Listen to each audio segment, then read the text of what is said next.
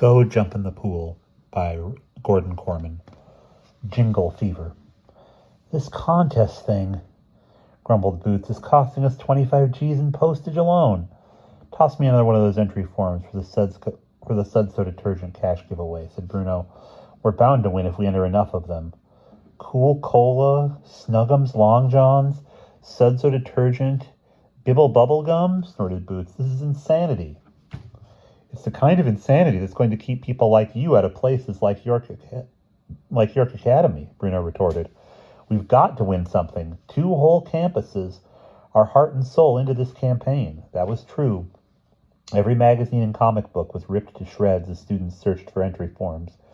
Cold cereal was enjoying an unexpected popularity at breakfast, so that more box tops would be available. McDonald Hall's outgoing mail filled 10 sacks instead of the usual 2. Students were occupied with praising products in 50 words or less and inventing catchy jingles to sell everything from toilet paper to limousines.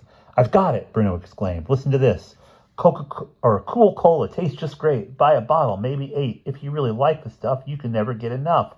How about that, eh? Maybe 8, Boots repeated. What about all those numbers in between? You know, like 7s, 2s, 4s. None of them rhyme with great, said Bruno. I'm sending it in. It's a cinch. There was a knock at the door. Or there was a polite knock at the door. Am I interrupting anything? Came the timid voice of Elmer Grimsdale. Oh, nothing much, called Boots sarcastically. Only the greatest jingle ever to sell a bottle of pop, or maybe 8. Come on in. Elmer entered the room. Could you please spare an extra blank entry for the Cool Cola Jingle contest, he requested. I think I've come up with the winner. A tie, crowed Boots. Let's have a tie, let's hear it. Or we have a tie, let's hear it. Elmer cleared his throat. Caffeine for your addled pate, carbohydrates for your weight. Make your thorax palpitate, get Cool Cola by the crate. Without a word, Bruno handed over an entry blank and Elmer rushed off to complete it.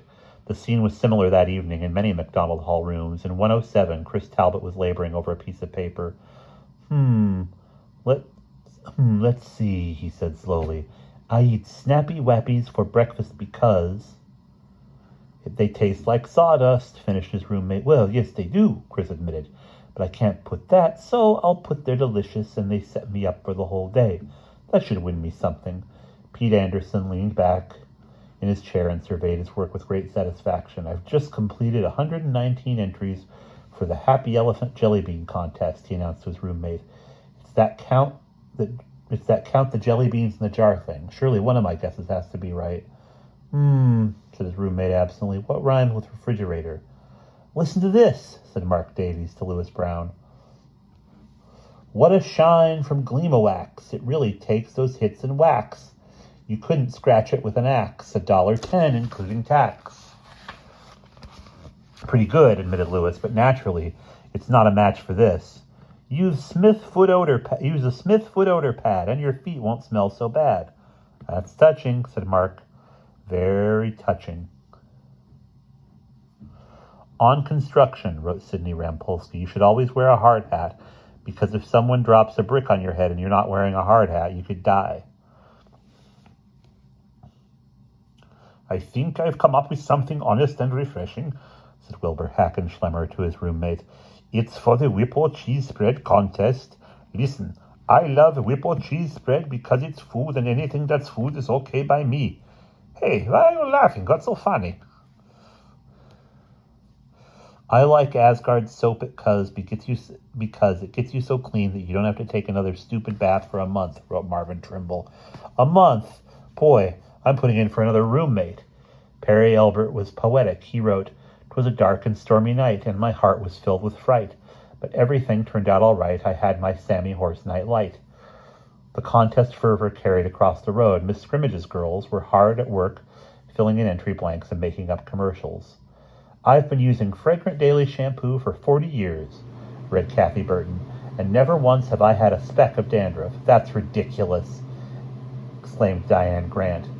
You haven't even been alive for 40 years. True, said Kathy, and it's also true that I've never been a stock car racer, but that didn't stop me from saying how much I use XEQ motor oil. No matter what I have to say, Boots is staying right where he is. Fine, observed Diane. And what if you win the contest and they come here looking for a racing driver? They'll find out you're not even old enough to have a license. That's why I signed Miss Scrimmage's name, Kathy replied. The thought of Miss Scrimmage piloting a racing car was too much. They collapsed into gales of laughter.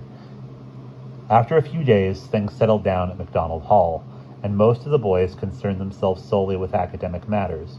With the number of available contests dwindling, Bruno racked his brain for another money-raising project, and Boots continued to write glowing letters home. On Thursday morning, before breakfast, Boots opened the door of room 306 to admit the office messenger. There was a note for Bruno and an identical one from himself. They read, "You are invited to the headmaster's residence this afternoon at 4 o'clock to see photographs from the talent show. Cookies and milk will be served." The signature was Mrs. Sturgeon. "She has to be the nicest person in the world," Boots remarked, but there was no reply. Bruno never got up for breakfast. When he got to the dining hall, Boots found that all the boys who had appeared in the talent show had received similar invitations, and all were as pleased as he was. At 4 that afternoon, the cast of the talent show appeared on Mrs. Sturgeon's doorstep. Butterfingers Rampolsky tried to make himself small behind Wilbur.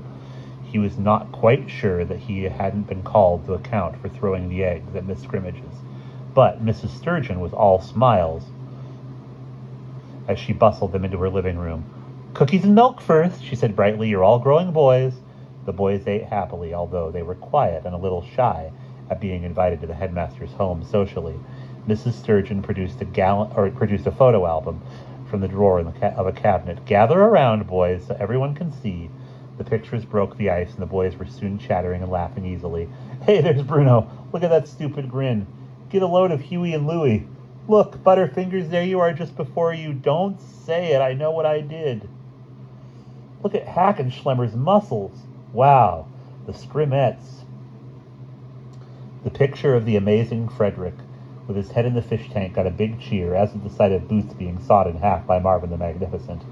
There was even a picture of Elmer Grimsdale, his face all scrunched up, with an owl swooping down on him.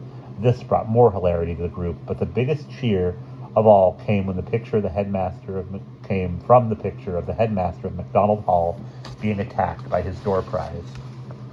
Boots laughed until the tears ran down his cheeks. "That would win first prize in any photo contest," he declared. Bruno looked thoughtful. And that's the end of chapter 8.